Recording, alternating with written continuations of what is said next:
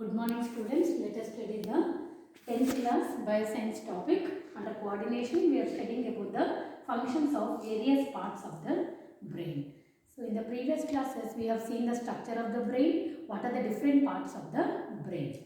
So we have classified the brain into three important parts: forebrain, midbrain and the hindbrain. So these are the three parts of the brain. Today we will see the functions of the various parts of the brain. So how do they help an individual for the survival? So brain is very important for the many activities of the individual. So we will see which part of the brain controls which activity. See here, forebrain. The forebrain is known to have three important regions. So these three important regions are olfactory lobes, cerebrum and diencephalon. Olfactory lobes, cerebrum and diencephalon.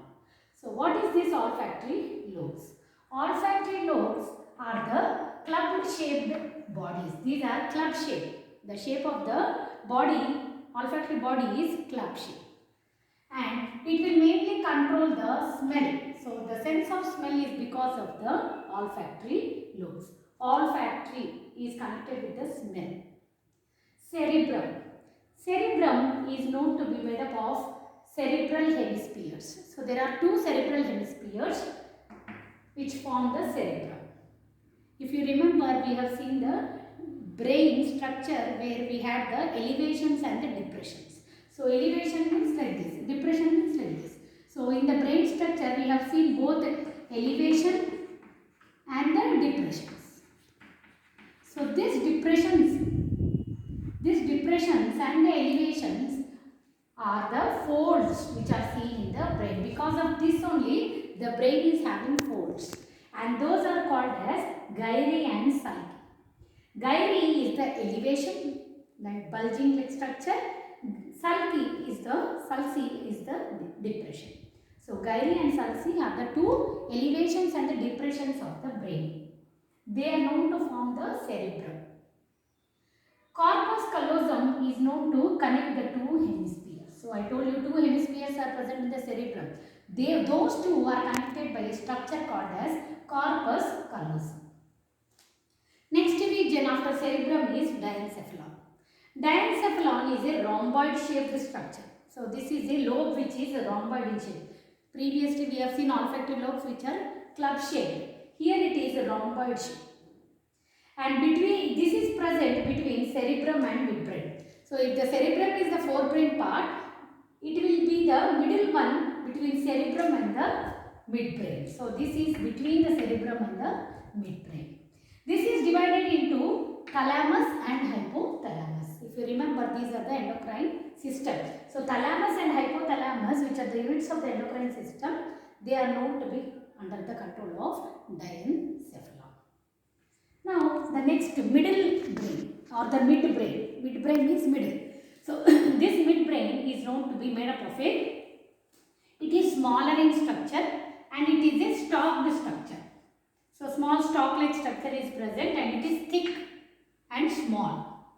It is connecting the forebrain with the hindbrain. So forebrain and the hindbrain are connected with the help of cerebrum and pons viruli connections. So cerebrum and pons viruli are connected, and that is the place where you find the midbrain.